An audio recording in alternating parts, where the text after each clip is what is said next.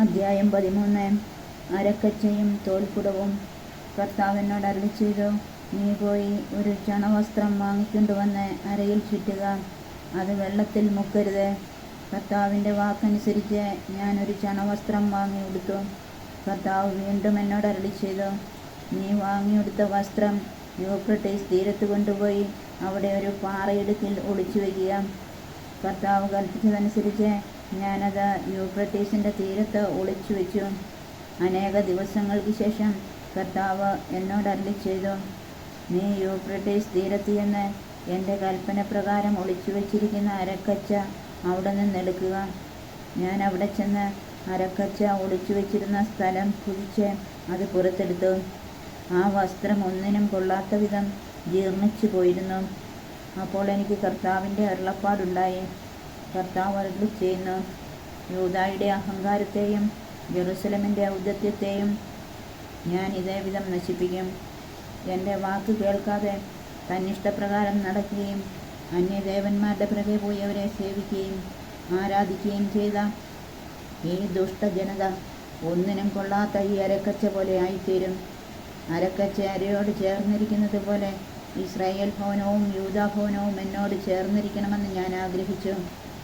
ഇത് അവർ എൻ്റെ ജനവും കീർത്തിയും അഭിമാനവും മഹത്വവുമായി നിലകൊള്ളേണ്ടതിനായിരുന്നു. എന്നാൽ അവർ അത് കൂട്ടാക്കിയില്ല. കർത്താവ് അരുളിച്ചെയ്യുന്നു, നീ അവരോട് പറയണം, ഇസ്രായേലിൻ്റെ ദൈവമായ കർത്താവ് അരുളിച്ചെയ്യുന്നു, എല്ലാ ഭരണികളിലും വീഞ്ഞ് നിറയ്ക്കും. അവർ നിന്നോട് ചോദിക്കും, എല്ലാ ഭരണികളിലും വീഞ്ഞ് നിറയ്ക്കുമെന്ന് ഞങ്ങൾക്ക് നന്നായി അറിയാവുന്നതല്ലേ? അപ്പോൾ നീ അവരോട് പറയണം, കർത്താവ് അരുളിച്ചെയ്യുന്നു, ഈ ദേശവാസികളെ ദാവീദിൻ്റെ സിംഹാസനത്തിലിരിക്കുന്ന രാജാക്കന്മാരെയും പുരോഹിതന്മാരെയും പ്രവാചകന്മാരെയും ജെറുസലം നിവാസികളെയും ഞാൻ ലഹരി കൊണ്ട് നിറയ്ക്കും. എന്നിട്ട് ഞാൻ ഒരുവനെ എടുത്ത് മറ്റൊരുവൻ്റെ മേൽ അടിക്കും. പിതാക്കന്മാരെയും മക്കളെയും ഒന്നുപോലെ ഞാൻ ആരോടും കരുണ കാണിക്കുകയില്ല. ഒരുവനെയും വെറുതെ വിടുകയില്ല. എല്ലാവരെയും നിർദ്ദയം നശിപ്പിക്കും. കർത്താവ് അരുളിച്ചെയ്യുന്നു. ജെറുസലമിന് മുന്നറിയിപ്പ്. നിങ്ങൾ കാതോർത്ത് കേൾക്കുവിൻ, അഹങ്കരിക്കരുത്. കർത്താവാണ് അരുളിച്ചെയ്തിരിക്കുന്നത്. കർത്താവ് അന്ധകാരം വരുത്തുന്നതിന് മുൻപ് നിങ്ങളുടെ കാൽപാദങ്ങൾ ഇരുൾ നിറഞ്ഞ മലകളിൽ ഇടറുന്നതിന് മുൻപ് നിങ്ങളുടെ ദൈവമായ കർത്താവിന് മഹത്വം നൽകുവിൻ. അല്ലെങ്കിൽ നിങ്ങൾ വെളിച്ചം തേടുമ്പോൾ മരണത്തിൻ്റെ നിഴലും കൂരിരുട്ടുമായിരിക്കും ലഭിക്കുക. നിങ്ങൾ അനുസരിക്കുന്നില്ലെങ്കിൽ നിങ്ങളുടെ അഹങ്കാരത്തെ ചൊല്ലി രഹസ്യത്തിൽ എൻ്റെ ആത്മാവ് കരയും. കർത്താവിൻ്റെ അജഗണത്തെ അടിമത്തത്തിലേക്ക് കൊണ്ടുപോകയാൽ ഞാൻ ഉള്ളുരുകി കരയും. കണ്ണീർ ധാരധാരയായി ഒഴുകും. രാജാവിനോടും രാജമാതാവിനോടും പറയുക, സിംഹാസനത്തിൽ നിന്ന് താഴെ ഇറങ്ങുക. നിങ്ങളുടെ മഹത്തായ കിരീടം നിങ്ങളുടെ ശിരസിൽ നിന്ന് താഴെ വീണിരിക്കുന്നു. നെഗബിലെ നഗരങ്ങൾ ഉപരോധിക്കപ്പെട്ടിരിക്കുന്നു. രക്ഷിക്കാൻ ആരുമില്ല. യൂദാ നാട് കടത്തപ്പെടുന്നു. സകലരെയും അടിമകളായി കൊണ്ടുപോകുന്നു. നീ കണ്ണുകൾ ഉയർത്തി വടക്കു നിന്ന് വരുന്നവരെ കാണുക. നിന്നെ ഭരമേൽപ്പിച്ചിരുന്ന ആട്ടിൻപറ്റം, നിന്റെ മനോഹരമായ അജഗണം എവിടെ? സുഹൃത്തുക്കളെന്ന് കരുതിയിരുന്നവർ നിന്നെ തോൽപ്പിച്ച് നിന്റെ മേൽ ഭരണം നടത്തുമ്പോൾ നീ എന്തു പറയും? ഈറ്റുനോവെടുത്തവളെ പോലെ നീ വേദനയാൽ പുളയുകയില്ലേ? എനിക്ക് എന്തുകൊണ്ട് ഇങ്ങനെ വന്നുവെന്ന് നീ ആത്മഗതം ചെയ്യുന്നുണ്ടാവാം. നിന്റെ തിന്മകളുടെ ആധിക്യം നിമിത്തമാണ് അവർ വസ്ത്രമുരിഞ്ഞ് നിന്നെ ബലാത്കാരം ചെയ്തത്. എത്യോപ്യക്കാരന് തൻ്റെ തൊലിയോ പുള്ളിപ്പുലിക്ക് തൻ്റെ പുള്ളിയോ മാറ്റാനാകുമോ? എങ്കിൽ തിന്മ ചെയ്ത് ശീലിച്ച നിനക്ക് നന്മ ചെയ്യാനാകും. മരുഭൂമിയിൽ നിന്ന് വീശുന്ന കാറ്റിൽ പതിരെന്ന പോലെ നിങ്ങളെ ഞാൻ ചിതറിക്കും. നിനക്കായി ഞാൻ അളന്നു വച്ചിരിക്കുന്ന ഓഹരി ഇതാണ്. എന്തെന്നാൽ നീ എന്നെ മറക്കുകയും നുണകളിൽ വിശ്വസിക്കുകയും ചെയ്തു. കർത്താവ് അരുളിച്ചെയ്യുന്നു, ഞാൻ തന്നെ നിന്റെ ഉടുതുണി ഉരിഞ്ഞു മാറ്റും. നിന്റെ നഗ്നത വെളിവാക്കപ്പെടും. നിന്റെ മ്ലേച്ഛതകളും വ്യഭിചാരങ്ങളും വിഷയാസക്തിയുടെ ശീൽക്കാരവും കാമാന്തമായ വേശ്യാവൃത്തികളും നാട്ടിൻപുറത്തും മലകളിലും ഞാൻ കണ്ടു. ജെറുസലമേ, നിനക്ക് ദുരിതം. എന്നാണ് നീ ശുദ്ധയാവുക? അധ്യായം 14. കൊടിയ വരൾച്ച. വരൾച്ചയെ സംബന്ധിച്ച് ജെറമ്യായ്ക്ക് കർത്താവിൽ നിന്ന് ലഭിച്ച അരുളപ്പാട്. യൂദാ വിലപിക്കുന്നു. അവളുടെ നഗരങ്ങൾ ദുർബലമായിരിക്കുന്നു. അവളുടെ ജനം നിലത്തു വീണ് കരയുന്നു. ജെറുസലമിൻ്റെ രോദനം ഉയരുന്നു. അവളുടെ പ്രഭുക്കന്മാർ വെള്ളത്തിനു സേവകരെ പറഞ്ഞുവിടുന്നു. അവർ കിണറ്റുകരയിലെത്തുന്നു. വെള്ളം കിട്ടാതെ ഒഴിഞ്ഞ പാത്രങ്ങളുമായി തിരിച്ചു പോകുന്നു. ലജ്ജയും വിസ്മയവും നിമിത്തം അവർ തങ്ങളുടെ തല മൂടുന്നു. നാട്ടിൽ മഴ പെയ്യാത്തതുകൊണ്ട് ഭൂമി വരണ്ടു. കൃഷിക്കാർ ആകുലരായി. അവർ തല മൂടുന്നു. മാൻപേട പെറ്റ കുഞ്ഞിനെ പുല്ലില്ലാത്തതുകൊണ്ട് വയലിൽ ഉപേക്ഷിച്ചു പോകുന്നു. കാട്ടുകഴുതകൾ ശൂന്യമായ കുന്നുകളിൽ നിന്ന് വായുവിനായി കുറുനരിയെപ്പോലെ അണയ്ക്കുന്നു. തീറ്റയില്ലാത്തതുകൊണ്ട് അവയുടെ കാഴ്ച മങ്ങിയിരിക്കുന്നു. കർത്താവേ, ഞങ്ങളുടെ ദുഷ്കൃത്യങ്ങൾ ഞങ്ങൾക്കെതിരെ നിൽക്കുന്നു. എങ്കിലും അവിടുത്തെ നാമത്തെ പ്രതി അങ്ങ് പ്രവർത്തിക്കണമേ. ഞങ്ങളുടെ വീഴ്ചകൾ നിരവധിയാണ്. അങ്ങേക്കെതിരെ ഞങ്ങൾ പാപം ചെയ്തു. ഇസ്രായേലിൻ്റെ പ്രതീക്ഷയും ദുരിതത്തിൽ അവളുടെ രക്ഷകനുമായ അവിടുന്ന് എന്തുകൊണ്ടാണ് ദേശത്ത് ഒരു അപരിചിതനെ പോലെയും രാത്രിയിൽ സങ്കേതമന്വേഷിക്കുന്ന വഴിയാത്രക്കാരനെ പോലെയും പെരുമാറുന്നത്? അങ്ങ് സംശയഗ്രസ്തനെ പോലെയും സഹായിക്കാൻ ശക്തിയില്ലാത്ത യോദ്ധാവിനെ പോലെയും ആയിരിക്കുന്നത് എന്തുകൊണ്ടാണ്? എന്നാലും കർത്താവേ, അങ്ങ് ഞങ്ങളുടെ മധ്യേ ഉണ്ട്. അങ്ങയുടെ നാമത്തിൽ ഞങ്ങൾ അറിയപ്പെടുന്നു. ഞങ്ങളെ വിട്ടുപോകരുത്. ഈ ജനത്തെക്കുറിച്ച് കർത്താവ് അരുളിച്ചെയ്യുന്നു. അവർ ഇതുപോലെ അലയാനാണ് ഇഷ്ടപ്പെട്ടത്. കാലുകളെ അവർ നിയന്ത്രിച്ചില്ല. അതുകൊണ്ട് അവർ കർത്താവിന് സ്വീകാര്യരല്ല. ഇപ്പോൾ അവിടുന്ന് അവരുടെ തിന്മകൾ ഓർക്കുകയും പാവങ്ങളെ പ്രതി അവരെ ശിക്ഷിക്കുകയും ചെയ്യും. കർത്താവ് എന്നോട് അരുളിച്ചെയ്തു, ഈ ജനത്തിനു വേണ്ടി നീ പ്രാർത്ഥിക്കേണ്ട. അവർ ഉപവാസമനുഷ്ഠിച്ചാലും അവരുടെ കരച്ചിൽ ഞാൻ കേൾക്കുകയില്ല. അവരുടെ ദഹനബലിയും ധാന്യബലിയും സ്വീകരിക്കുകയില്ല. ഞാൻ അവരെ വാളാലും പട്ടിണിയാലും പകർച്ചവ്യാധികളാലും നശിപ്പിക്കും. അപ്പോൾ ഞാൻ പറഞ്ഞു, ദൈവമായ കർത്താവേ, നിങ്ങൾ വാൾ കാണേണ്ടി വരികയില്ല, നിങ്ങൾക്ക് പട്ടിണി ഉണ്ടാകുകയില്ല. ഞാൻ നിങ്ങൾക്ക് ഈ ദേശത്ത് സമാധാനം ഉറപ്പുവരുത്തുമെന്നാണല്ലോ പ്രവാചകന്മാർ അവരോട് പറയുന്നത്. കർത്താവിനോട് അരുളിച്ചെയ്തു, പ്രവാചകന്മാർ എൻ്റെ നാമത്തിൽ വ്യാജ പ്രവചനം നടത്തുന്നു. അവരെ ഞാൻ അയക്കുകയോ ജനത്തോട് സംസാരിക്കാൻ അവരോട് കൽപ്പിക്കുകയോ ചെയ്തിട്ടില്ല. അവർ വ്യാജ ദർശനവും പൊള്ളയായ പ്രവചനങ്ങളും സ്വന്തം സ്വപ്നങ്ങളുമാണ് നിങ്ങൾക്ക് നൽകുന്നത്. അതുകൊണ്ട് എൻ്റെ നാമത്തിൽ പ്രവചിക്കുന്ന പ്രവാചകന്മാരെ പറ്റി കർത്താവായ ഞാൻ പറയുന്നു, അവരെ ഞാൻ അയച്ചതല്ല. എന്നിട്ടും അവർ ഈ ദേശത്ത് വാളും പട്ടിണിയും വരികയില്ല എന്ന് പ്രവചിക്കുന്നു. വാളും പട്ടിണിയും അവരെ നശിപ്പിക്കും. അവരുടെ പ്രവചനം കേട്ട ജനം പട്ടിണിക്കും വാളിനുമിരയായി ജെറുസലേം തെരുവുകളിൽ വലിച്ചെറിയപ്പെടും. അവരെയോ അവരുടെ ഭാര്യമാരെയോ പുത്രന്മാരെയോ പുത്രിമാരെയോ സംസ്കരിക്കാൻ ആരും കാണുകയില്ല. അവരുടെ ദുഷ്കർമ്മങ്ങൾ അവരുടെ മേൽ തന്നെ ഞാൻ ചൊരിയും. നീ അവരോട് പറയണം, എൻ്റെ കണ്ണുകളിൽ നിന്ന് രാപകൽ കണ്ണീരൊഴുകട്ടെ, കണ്ണീർ പ്രവാഹം നിലയ്ക്കാതിരിക്കട്ടെ. എന്തെന്നാൽ എൻ്റെ ജനത്തിന് മാരകമായി മുറിവേറ്റിരിക്കുന്നു. അവർ കഠിന മർദ്ദനത്തിനിരയായി. നാട്ടിൻ പുറത്ത് ചെന്നാൽ അവിടെ വാളാൽ വെട്ടി വീഴ്ത്തപ്പെട്ടവർ, നഗരത്തിൽ പ്രവേശിച്ചാൽ അവിടെ പട്ടിണി കൊണ്ട് രോഗം ബാധിച്ചവർ. പ്രവാചകനും പുരോഹിതനും നാട് നീളെ അലയുന്നു, ഒന്നും മനസ്സിലാകുന്നില്ല. അവിടുന്ന് യൂദായെ നിശേഷം പരിത്യജിച്ചുവോ? ഉള്ളുകൊണ്ട് സിയോനെ വെറുക്കുന്നുവോ? സുഖം പ്രാപിക്കാനാവാത്ത വിധം എന്തിനാണ് ഞങ്ങളെ അങ്ങ് പ്രഹരിച്ചത്? ഞങ്ങൾ സമാധാനം അന്വേഷിച്ചു, ഫലമുണ്ടായില്ല. രോഗശാന്തിക്ക് വേണ്ടി കാത്തിരുന്നു, എന്നാൽ പരിഭ്രാന്തി മാത്രം. കർത്താവെ, ഞങ്ങളുടെ ദുഷ്കൃത്യങ്ങളും ഞങ്ങളുടെ പിതാക്കന്മാരുടെ തെറ്റുകളും ഞങ്ങൾ ഏറ്റുപറയുന്നു. അങ്ങേക്കെതിരെ ഞങ്ങൾ പാപം ചെയ്തു. അങ്ങയുടെ നാമത്തെ പ്രതി ഞങ്ങളെ നിരാകരിക്കരുത്.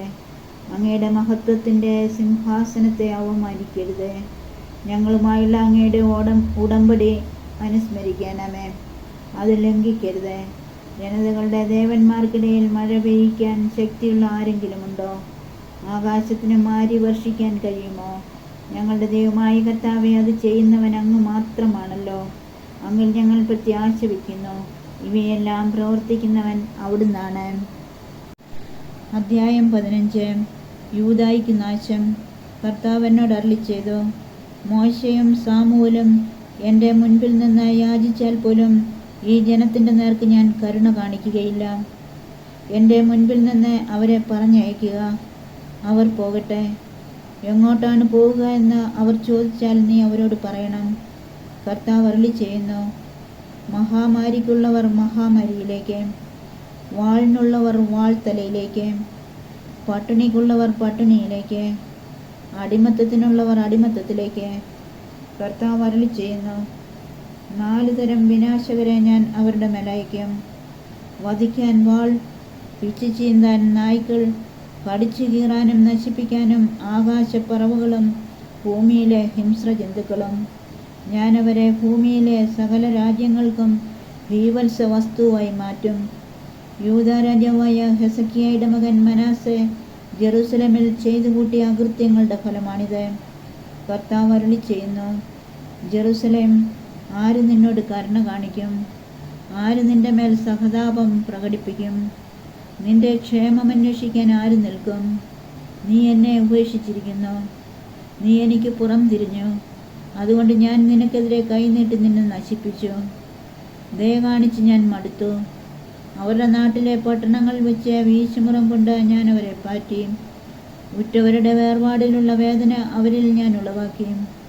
എൻ്റെ ജനത്തെ ഞാൻ നശിപ്പിച്ചു. എന്നിട്ടും അവർ തങ്ങളുടെ വഴികളിൽ നിന്ന് പിന്തിരിഞ്ഞില്ല. അവരുടെ വിധവകളുടെ സംഖ്യ കടൽ തീരത്തെ മണലിനേക്കാൾ ഞാൻ വർദ്ധിപ്പിച്ചു. യുവാക്കന്മാരുടെ മാതാക്കളുടെ മേൽ നട്ടുച്ചയ്ക്ക് ഞാൻ വിനാശകനെ അയച്ചു. കഠിനവേദനയും ഭീതിയും അവരുടെ മേൽ പെട്ടെന്ന് പതിക്കാൻ ഞാൻ ഇടയാക്കി. 7 മക്കളുടെ അമ്മയായവൾ ക്ഷീണിച്ചു തളർന്നു. അവൾ അന്ത്യശ്വാസം വലിച്ചു. പകൽ നേരത്ത് തന്നെ അവളുടെ സൂര്യൻ അസ്തമിച്ചു. ലജ്ജയും അവമാനവും മാത്രം അവൾക്ക് അവശേഷിച്ചു. ശേഷിച്ചിരിക്കുന്നവരെ ഞാൻ അവരുടെ ശത്രുക്കളുടെ മുൻപിൽ വെച്ച് വാളിന് ഇരയാക്കും. കർത്താവ് അരുളി ചെയ്യുന്നു, എൻ്റെ അമ്മേ, എനിക്ക് ദുരിതം. നാട്ടിലെങ്ങും കലഹത്തിനും കലാപത്തിനും കാരണക്കാരനാകാൻ എന്നെ നീ പ്രസവിച്ചതെന്തിന്? ഞാൻ കടം കൊടുത്തില്ല, വാങ്ങിയിട്ടുമില്ല. എന്നിട്ടും എല്ലാവരും എന്നെ ശപിക്കുന്നു. കർത്താവേ, അവരുടെ നന്മയ്ക്ക് വേണ്ടി ഞാൻ അങ്ങയോട് പ്രാർത്ഥിക്കുകയോ പ്രയാസങ്ങളുടെയും ദുരിതങ്ങളുടെയും കാലത്ത് ഞാൻ എൻ്റെ ശത്രുക്കൾക്ക് വേണ്ടി യാചിക്കുകയോ ചെയ്തിട്ടില്ലെങ്കിൽ ഇപ്രകാരം സംഭവിച്ചു കൊള്ളട്ടെ. വടക്കു നിന്നുള്ള ഇരുമ്പോ പിത്തളയോ ആർക്കെങ്കിലും ഒടിക്കാനാവുമോ? നിന്റെ പാപങ്ങൾ മൂലം നിന്റെ സമ്പത്തും നിക്ഷേപങ്ങളും വില കൂടാതെ കവർച്ച വസ്തുക്കളെ പോലെ രാജ്യത്തുടനീളം ഞാൻ വിതരണം ചെയ്യും. നിങ്ങൾക്ക് അപരിചിതമായ ഒരു ദേശത്തേക്ക് ശത്രുക്കൾക്ക് അടിമകളായി നിങ്ങളെ ഞാൻ അയക്കും. എന്തെന്നാൽ നിങ്ങളെ ദഹിപ്പിക്കാൻ എൻ്റെ കോപാഗ്നി കത്തിപ്പടരുന്നു. കർത്താവേ, അങ്ങേക്കറിയാമല്ലോ. എന്നെ അനുസ്മരിക്കണമേ, എന്നെ സന്ദർശിക്കണമേ. എന്നെ പീഡിപ്പിക്കുന്നവരോട് എനിക്ക് വേണ്ടി പ്രതികാരം ചെയ്യണമേ. അങ്ങയുടെ ക്ഷമയാൽ ശത്രുക്കൾ എന്നെ നശിപ്പിക്കാൻ ഇടയാക്കരുത്. ഞാൻ അവമാനിതനാകുന്നത് അങ്ങേക്ക് വേണ്ടിയാണെന്ന് ഗ്രഹിക്കണമേ. അങ്ങയുടെ വചനങ്ങൾ കണ്ടെത്തിയപ്പോൾ ഞാൻ അവ ഭക്ഷിച്ചു. അവ എനിക്ക് ആനന്ദാമൃതമായി, എൻ്റെ ഹൃദയത്തിന് സന്തോഷവും. എന്തെന്നാൽ സൈന്യങ്ങളുടെ ദൈവമായ കർത്താവേ, ഞാൻ അങ്ങയുടെ നാമമാണല്ലോ വഹിക്കുന്നത്. ഉല്ലാസ ജീവിതം നയിക്കുന്നവരോട് ഞാൻ സഹവസിക്കുകയോ അവരോടൊത്ത് സന്തോഷിക്കുകയോ ചെയ്തില്ല. അങ്ങയുടെ കരം എൻ്റെ മേലുണ്ടായിരുന്നത് കൊണ്ട് ഞാൻ ഏകാഗിയായി കഴിഞ്ഞു. അമർഷം കൊണ്ട് അങ്ങനെ നിറച്ചിരുന്നു. എന്താണ് എൻ്റെ വേദന മാറാത്തത്? എൻ്റെ മുറിവുണങ്ങാൻ കൂട്ടാക്കാതെ വിങ്ങുന്നത് എന്തുകൊണ്ട്? ഇടയ്ക്കിടെ വെള്ളം വറ്റിപ്പോകുന്ന അരുവിയെപ്പോലെ അവിടുന്ന് എന്നെ വഞ്ചിക്കുമോ? കർത്താവ് അരുളി ചെയ്യുന്നു, നീ തിരിച്ചു വന്നാൽ എൻ്റെ സന്നിധിയിൽ നിന്നെ പുനഃസ്ഥാപിക്കാം. വിലകെട്ടവ പറയാതെ സദ്വചനങ്ങൾ മാത്രം സംസാരിച്ചാൽ നീ എൻ്റെ നാവു പോലെയാകും. അവർ നിന്റെ അടുക്കിലേക്ക് വരും, നീ അവരുടെ അടുക്കിലേക്ക് മടങ്ങിപ്പോകയില്ല. ഈ ജനത്തിനു മുൻപിൽ ഒരു പിത്തള കോട്ടയായി നിന്നെ ഞാൻ ഉയർത്തും. അവർ നിന്നോട് യുദ്ധം ചെയ്യും, അവർ വിജയിക്കുകയില്ല. എന്തെന്നാൽ നിന്നെ രക്ഷിക്കാനും മോചിപ്പിക്കാനുമായി ഞാൻ നിന്നോട് കൂടെയുണ്ട്. കർത്താവ് അരുളി ചെയ്യുന്നു, ദുഷ്ടന്റെ കയ്യിൽ നിന്ന് നിന്നെ ഞാൻ വിടുവിക്കും. അക്രമികളുടെ പിടിയിൽ നിന്ന് നിന്നെ ഞാൻ വീണ്ടെടുക്കും. അധ്യായം 16. ജെറമ്യ ഏകാകി. കർത്താവ് എന്നോട് അരുളി ചെയ്തു, ഈ സ്ഥലത്ത് വെച്ച് നീ വിവാഹം കഴിക്കുകയോ നിനക്ക് മക്കളുണ്ടാവുകയോ അരുത്. ഈ സ്ഥലത്ത് വെച്ച് ജനിക്കുന്ന പുത്രി പുത്രന്മാരെ പറ്റിയും അവരുടെ മാതാപിതാക്കളെ പറ്റിയും കർത്താവ് അരുളിച്ചെയ്യുന്നു.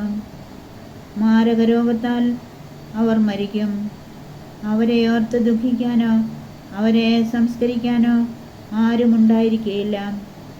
നിലത്ത് വിതറിയ വളമെന്ന പോലെ അവർ കിടക്കും. അവർ വാളിനും പട്ടിണിക്കും ഇരയാകും. അവരുടെ മൃതദേഹങ്ങൾ ആകാശത്തിലെ പക്ഷികളും ഭൂമിയിലെ മൃഗങ്ങളും ഭക്ഷിക്കും. കർത്താവ് അരുളിച്ചെയ്യുന്നു. നീ വിലാപഗൃഹത്തിൽ പോവുകയോ വിലപിക്കുകയോ അവരോട് സഹതപിക്കുകയോ ചെയ്യരുത്. എന്തെന്നാൽ എൻ്റെ സമാധാനം ഈ ജനത്തിൽ നിന്ന് ഞാൻ പിൻവലിച്ചിരിക്കുന്നു. എൻ്റെ സ്നേഹവും കരുണയും അവർക്കുണ്ടായിരിക്കുകയില്ല.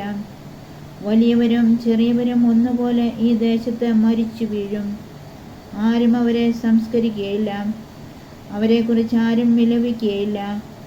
ആരും തന്നെ മുറിവേൽപ്പിച്ചും തലമുണ്ഡനം ചെയ്തും ദുഃഖമാചരിക്കുകയില്ല. മരിച്ചവരെക്കുറിച്ച് വിലപിക്കുന്നവനെ ആശ്വാസമേകാൻ ആരും അപ്പം മുറിച്ചു കൊടുക്കുകയില്ല. മാതാവിൻ്റെയോ പിതാവിൻ്റെയോ വേർപാടിൽ ദുഃഖിക്കുന്നവന് ആരും ആശ്വാസത്തിൻ്റെ പാനപാത്രം നൽകുകയുമില്ല. വിരുന്ന് നടക്കുന്ന വീടുകളിൽ പോവുകയോ അവരോട് ചേർന്ന് തിന്നുകയോ കുടിക്കുകയോ അരുത്. എന്തെന്നാൽ ഇസ്രായേലിൻ്റെ ദൈവമായ സൈന്യങ്ങളുടെ കർത്താവ് അരുളിച്ചെയ്യുന്നു. നിങ്ങളുടെ ജീവിതകാലത്തെ നിങ്ങളുടെ കൺമുൻപിൽ വെച്ച് തന്നെ ഈ ദേശത്തു നിന്ന് ഉല്ലാസത്തിൻ്റെയും ആഹ്ലാദത്തിൻ്റെയും ആരവവും മണവാളൻ്റെയും മണവാട്ടിയുടെയും സ്വരവും ഞാൻ ഇല്ലാതാക്കും. ജനത്തോട് നീ ഇത് പറയുമ്പോൾ അവർ ചോദിക്കും, എന്തിനാണ് കർത്താവ് ഞങ്ങൾക്കെതിരായി ഇത്ര വലിയ ദുരിതങ്ങൾ പ്രഖ്യാപിച്ചിരിക്കുന്നത്? എന്താണ് ഞങ്ങൾ ചെയ്ത തെറ്റ്? ഞങ്ങളുടെ ദൈവമായ കർത്താവിനെതിരായി എന്ത് പാപമാണ് ഞങ്ങൾ ചെയ്തത്? അപ്പോൾ നീ അവരോട് പറയണം, കർത്താവ് അരുളിച്ചെയ്യുന്നു, നിങ്ങളുടെ പിതാക്കന്മാർ എന്നെ ഉപേക്ഷിച്ചു. അവർ അന്യദേവന്മാരെ സ്വീകരിക്കുകയും സേവിക്കുകയും ആരാധിക്കുകയും ചെയ്തു. അവർ എന്നെ പരിത്യജിച്ചു, എൻ്റെ നിയമം പാലിച്ചില്ല. നിങ്ങളുടെ പ്രവൃത്തികൾ നിങ്ങളുടെ പിതാക്കന്മാരുടേതിനേക്കാൾ ചീത്തയാണ്. നിങ്ങൾ താങ്കളുടെ കഠിന ഹൃദയത്തിൻ്റെ ദുഷ്ടമായ ഇംഗിതങ്ങളെ പിൻചെല്ലുന്നു. എന്നെ അനുസരിക്കാൻ നിങ്ങൾക്ക് മനസ്സില്ല. അതുകൊണ്ട് ഞാൻ നിങ്ങളെ ഈ ദേശത്ത് നിന്ന് നിങ്ങളോ നിങ്ങളുടെ പിതാക്കന്മാരോ കേട്ടിട്ടില്ലാത്ത ഒരു ദേശത്തേക്ക് വലിച്ചെറിയും. അവിടെ നിങ്ങൾ അന്യദേവന്മാരെ രാവും പകലും സേവിക്കും. ഞാൻ നിങ്ങളോട് കൃപ കാണിക്കുകയില്ല.